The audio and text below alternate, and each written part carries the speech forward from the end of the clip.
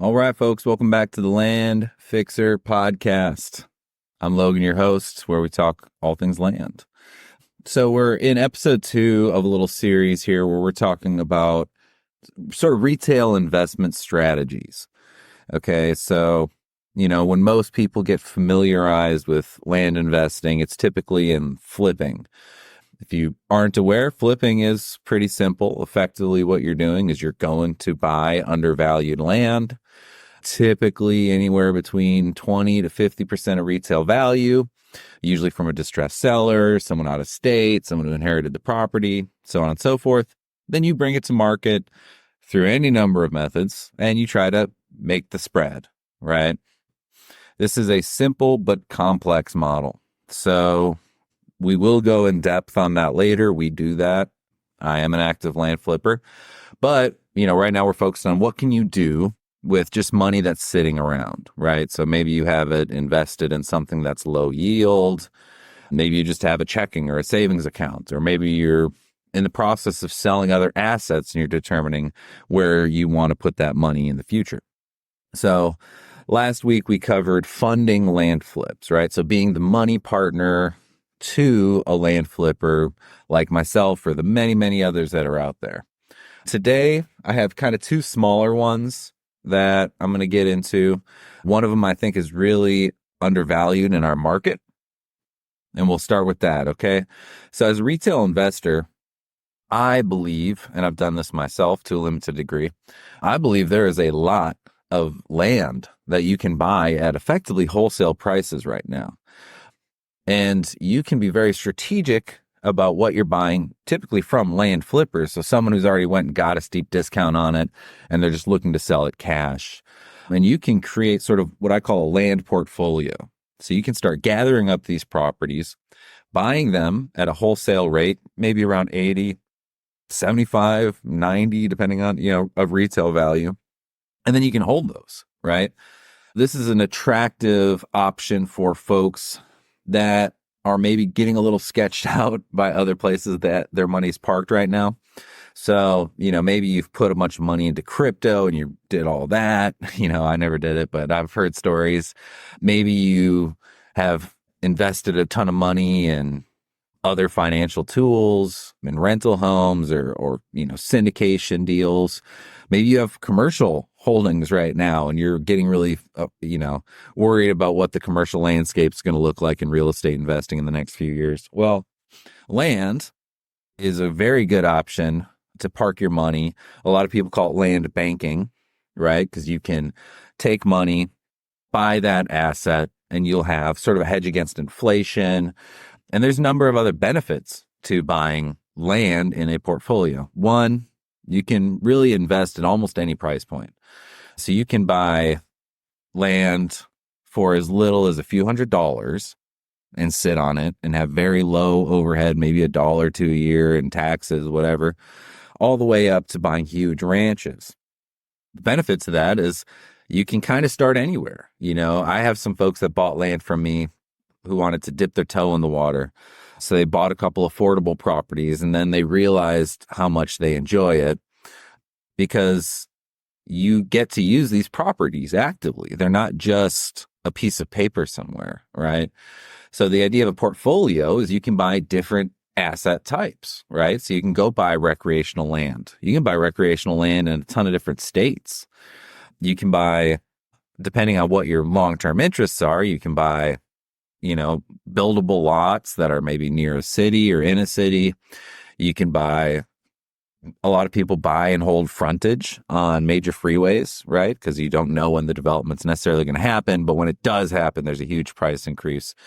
And a lot of that's speculative. I don't really advise folks buying and holding, hoping for a big payout someday, but rather buying and holding and knowing that your property is probably going to steadily improve in value and the holding costs are really low. And the more land you get and the higher value land that you get, you also have the potential for future projects, other stuff that I talk about, whether it's subdivision, whether it's rezoning, whatever. There's a bunch of different ways to improve land so that you can have it, hold on to it, and when you need to sell it, you can go through maybe some very feasible, doable steps to make it marketable, to force appreciation, and then to cash out at some point. So yeah, the major value there is you can spread your risk out over multiple markets. It's really easy to own land all over the country. So if you treat it like a portfolio, like somebody might buy an index stock. I don't know a lot about this stuff, but the idea is you kind of buy maybe higher risk and lower risk and medium risk, and you offset the risk levels with the different types of assets that you purchase. Well, you can do the same thing with land, right? Maybe you are looking to invest a couple $100,000.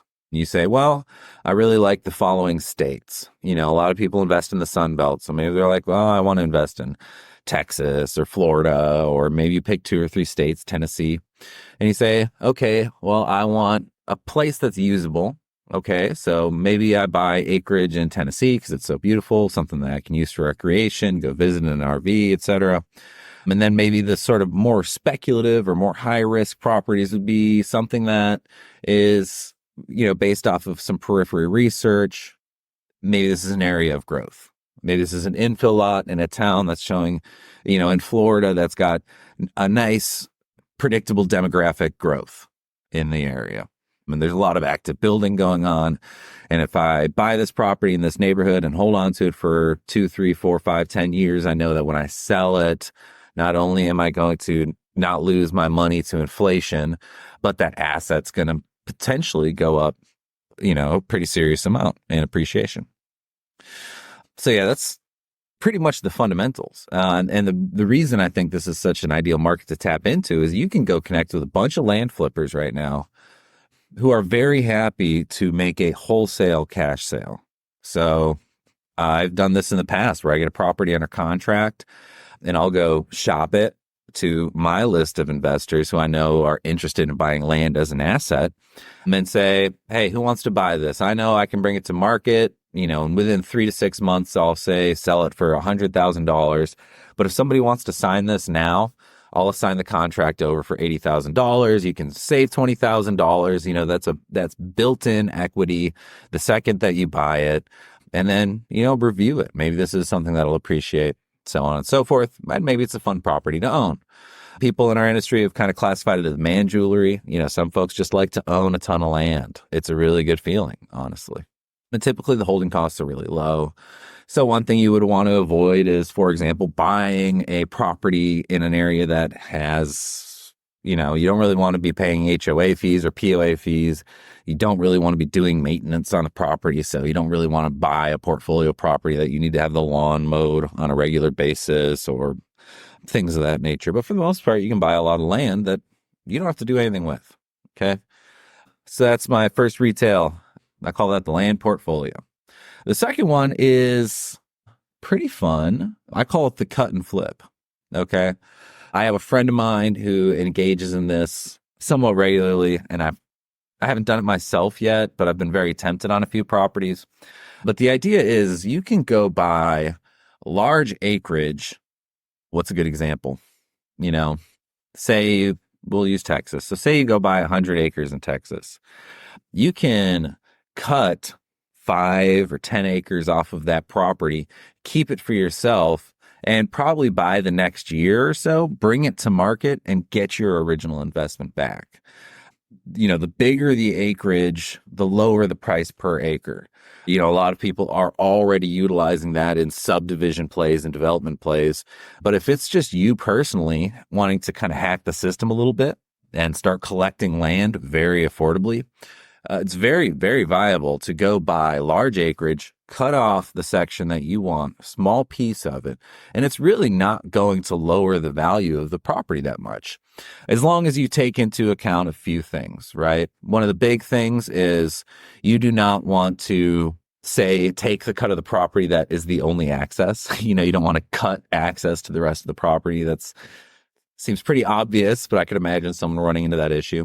You also wouldn't want to cut anything that makes it an abnormal or unreasonable shape, something that's, the next buyer is going to look at and really question to say, is this what I want to buy? This isn't useful for my purposes anymore. So it takes a little bit of finesse, but for the most part, those are pretty simple to understand. This is also a good option for a property that you may already hold and you've been not wanting to let go of it because you like it for X, Y, and Z reason. Well, maybe you want to just keep a piece of it, right? That's usually very affordable. If you're the owner of the land, the process in order to cut off a parcel, it could be complicated if you're in a certain jurisdiction, but for the most part, it's like calling the county planning and zoning or the city planning and zoning and telling them what you want to do. And most of the time, they're just going to say, okay, get a surveyor out there. That surveyor is going to stake it, draw a preliminary plat for you. You submit that to the governing entity, and they'll approve it. And bada bing, bada boom, you send that over to the Central Appraisal District. They're going to assign a separate parcel number for it, separate tax statement for it. You keep yours, you sell off the rest. This is like I said, I think this is a very approachable, very simple way for somebody who's looking to start building a little collection of land and try to hack it, right? Try to get it free or get it very close to free. I think if we didn't already have so many different ways that we're trying to leverage land in our business as an asset, this is one that maybe I'll pursue in retirement, right? See how many free pieces of land that I can get using that strategy. I mean, if you combine that, say you're really ambitious in certain areas, you can get very affordable financing, right? So you could go get, say, a Texas ag loan, go buy 130 acres, cut 10 acres off, and within a few months, just relist it as 120 acres.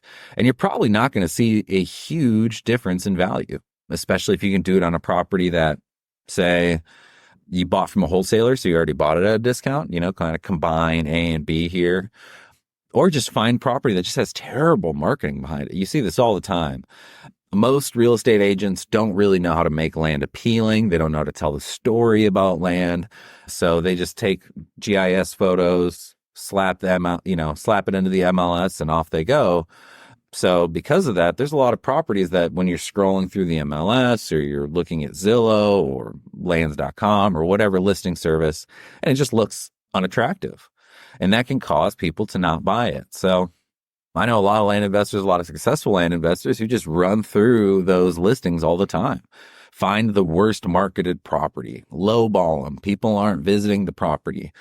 Call 50 listings. See how many agents actually answer the phone. That's how, and then reach out to the owner directly. Be like, hey, I'm trying to buy this property. Your agent isn't even answering the phone.